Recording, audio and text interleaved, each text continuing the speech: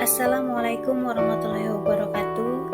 Kami dari kelompok 3 akan mencoba membahas topik Merdeka Belajar, yaitu modul 4 tentang mendidik dan melatih kecerdasan budi pekerti. Dalam modul 4 ini, ada 2 bahasan yang akan coba kami bahas. Yang pertama yaitu budi pekerti, dan yang kedua adalah teori konvergensi dan pengaruh pendidikan. Baiklah, kita akan bahas bahasan yang pertama, yaitu budi pekerti. Budi pekerti atau watak adalah bulatnya jiwa manusia yang merupakan hasil dari bersatunya gerak pikiran, perasaan, dan kehendak atau kemauan sehingga menimbulkan tenaga.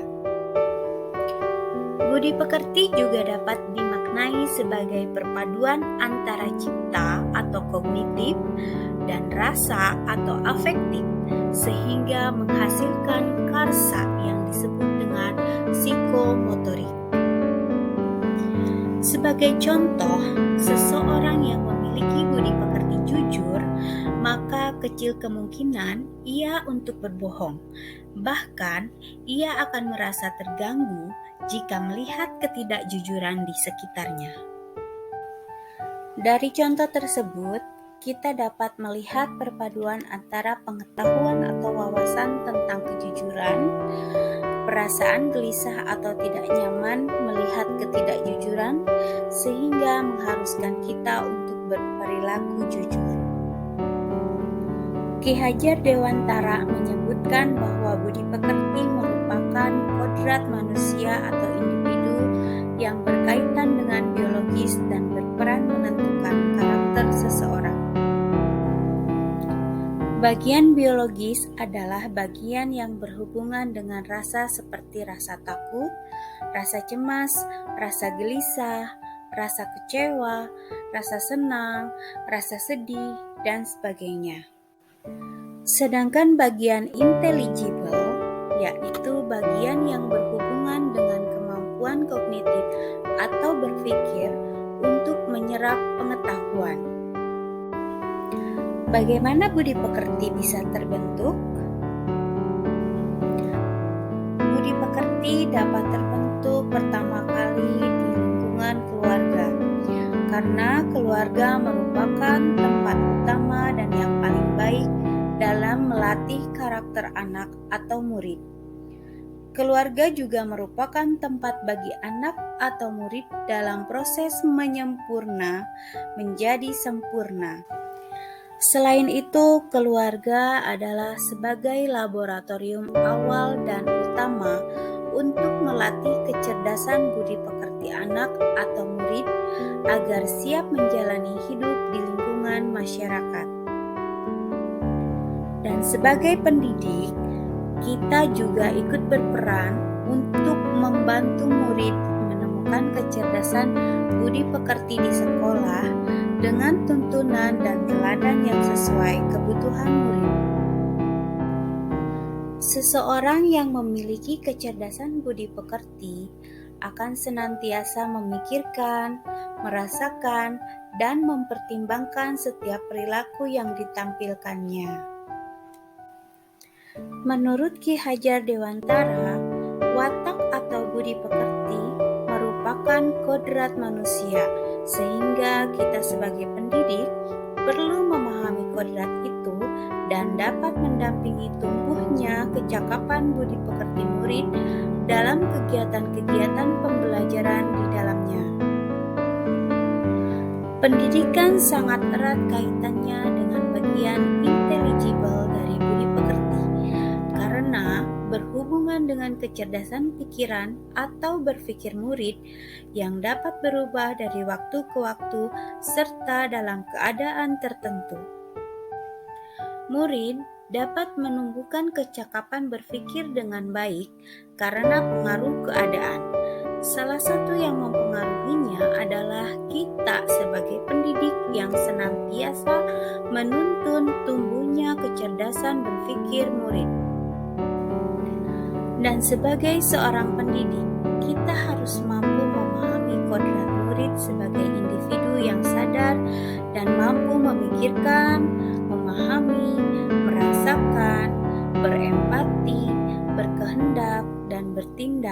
agar murid mampu berefleksi, mendapatkan pemahaman bermakna dari pengalaman-pengalamannya untuk mengenal dirinya.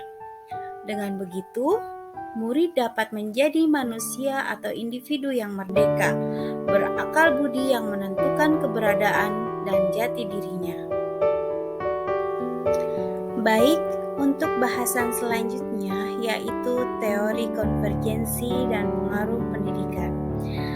Seringkali sebagai guru, kita tanpa sadar menggeneralisasi kemampuan murid hanya karena murid tersebut lebih tinggi peringkatnya.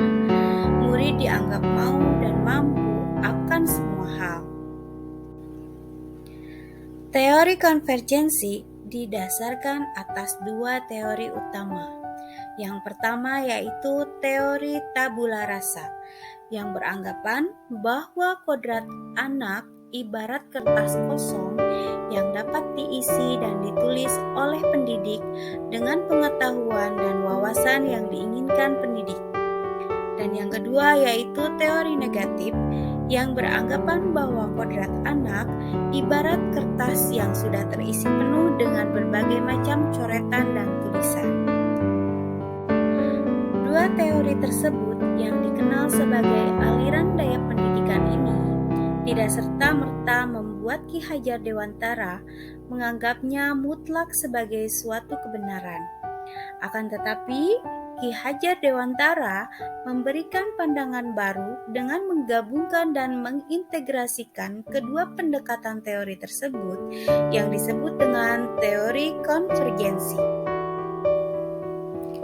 Ki Hajar Dewantara mengatakan kodrat manusia sebagai suatu kertas yang sudah terisi dengan tulisan-tulisan yang samar dan belum jelas arti dan maksudnya. Maka, tugas pendidik adalah membantu manusia atau individu untuk dapat menebalkan dan memperjelas arti dan maksud tulisan samar tersebut dengan tuntunan terbaik. Teori konvergensi merupakan pendekatan yang digunakan Ki Hajar Dewantara dalam menjelaskan tentang kertas bertuliskan samar dengan membagi budi pekerti atau watak manusia menjadi dua bagian, yaitu yang pertama bagian biologis dan yang kedua bagian intelligible. Rasa takut, rasa malu, rasa kecewa, rasa iri, egoisme, rasa berani, dan segala perasaan dalam jiwa manusia adalah bagian biologis yang tidak dapat berubah dan menetap dalam individu sejak anak-anak hingga dewasa. Sedangkan kecakapan dan keterampilan pikiran, kemampuan menyerap pengetahuan, adalah bagian intelligible yang dapat berubah karena pengaruh keadaan dan lingkungan, termasuk salah satunya yaitu pengaruh pendidikan. Sebagai contoh, murid mempunyai kebiasaan jajan makanan yang kurang sehat karena ketidaktahuan murid akan dampak perilaku tersebut yang dapat mengakibatkan terganggunya sistem pencernaan. Setelah diberikan pengetahuan dan wawasan tentang makanan sehat dan zat aditif oleh guru, murid kemudian sadar dan merasa bahwa perilakunya selama ini dapat membahayakan kesehatan dirinya, sehingga mereka lebih berhati-hati dalam memilih makanan yang akan dikonsumsi. Kita dapat melihat dari contoh tersebut bahwa intelligible murid berubah dan ketidaktahuan tentang pengetahuan menjadi tahu dan sadar, sehingga dapat memikirkan, merasakan, dan mempertimbangkan perilaku yang dilakukan. Ketika pikiran murid tidak bergerak, maka akan memunculkan rasa asli yang dimiliki murid sesuai dengan watak biologis yang tidak dapat berubah. Dari contoh tadi menunjukkan bahwa pendidikan dapat mempengaruhi bagian intelligible dan bagian biologis murid.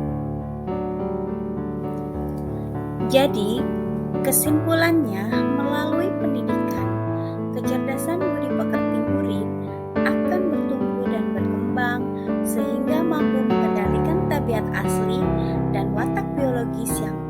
semakin tersamar dan menebalkan watak-watak baik murid yang akan mewujudkan kepribadian dan budi pekerti baik. Sekian pembahasan dari kami kelompok 3 tentang topik Merdeka Belajar, yaitu modul 4 tentang mendidik dan melatih kecerdasan budi pekerti. Terima kasih atas perhatiannya. Mohon maaf atas segala kekurangannya. Wabillahi taufiq wal hidayah. Wassalamualaikum warahmatullahi wabarakatuh.